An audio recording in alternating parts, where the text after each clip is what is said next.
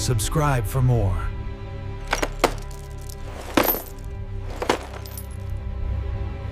I never thought I would be the kind of man who learns the truth about his marriage from a phone call at 2 in the morning. My name is Andrew Collins. I'm 43, work in logistics, and until recently, I believed my life was stable, predictable, and earned through patience. My wife, Lauren, and I had been married for 11 years. Not perfect, but solid.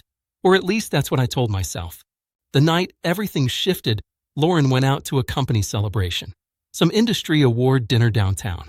She said it would be late, networking, drinks, maybe an after party. I told her to have fun. I meant it. I trusted her. I stayed home, ordered takeout, watched a game, and eventually fell asleep on the couch. I woke up around midnight and noticed she still wasn't home. No big deal. 1 a.m., still nothing. I sent a text asking if she was okay. No reply. 2 a.m., my phone rang. It wasn't Lauren. It was a man I didn't know, speaking calmly, almost awkwardly. He said his name was Marcus. He said Lauren's phone was dead and she'd asked him to call me. I sat up, heart already racing. Marcus explained they were still at an after party.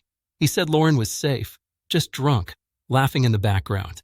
I could hear her voice faintly, carefree, not thinking about me at all. Marcus said they'd been talking for hours. 6 actually. He laughed like it was harmless, like it was nothing. I asked why he was the one calling. He hesitated, then said they'd left the main group earlier and gone somewhere quieter. My stomach tightened. I thanked him, hung up, and just sat there staring at the wall. I didn't yell. I didn't cry. I waited. Lauren came home just after 3, shoes in her hand, makeup smudged, smelling like alcohol and someone else's cologne. She smiled when she saw me, like everything was normal. I asked her where she'd been. She said the after party. I asked who Marcus was. Her smile disappeared. She told me he was a coworker. Said they just talked. Said I was overreacting. I asked why she spent 6 hours with another man while her husband searched the city for her. She rolled her eyes and said I was being dramatic. That line landed harder than any confession could have. Over the next few days, I replayed everything. Late nights at work. Phone always face down. Passwords changed. Her sudden need for space. I realized the after party wasn't the problem. It was the proof. The final piece that made everything else make sense. I didn't confront her again. I didn't argue. I did something else. I paid attention. I checked our phone records. Marcus's number appeared more than once. Long calls. Late hours. I felt stupid, but mostly I felt calm. Clear. A week later, I asked her directly if she wanted to be married to me. She sighed like I'd asked her to do a chore. She said she didn't know anymore. That she felt trapped. That things had changed. She never denied Marcus. She just minimized him. That was enough. I didn't raise my voice. I told her I wouldn't compete with another man for my own wife. I told her trust isn't something you explain away. It's something you protect. She looked shocked, like she thought I'd keep trying forever. I slept in the guest room that night. The next morning, I called a lawyer. I opened a new bank account. I separated what needed separating. When Lauren noticed, she accused me of being cold, of giving up too easily. I almost laughed. What she didn't understand was that I didn't leave because of the after party. I left because of what it revealed.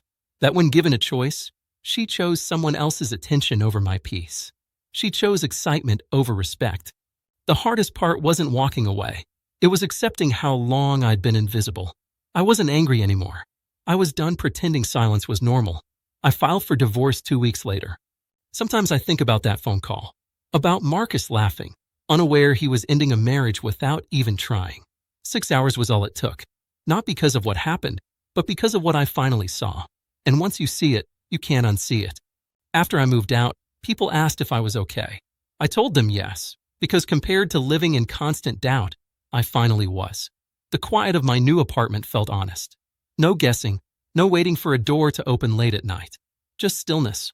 Lauren tried reaching out a few times. Messages about memories, about how we used to be. She never mentioned Marcus again. She didn't have to. I'd already learned the lesson. Betrayal doesn't always look like a hotel room or a confession. Sometimes it looks like 6 stolen hours and a stranger's voice calling your phone.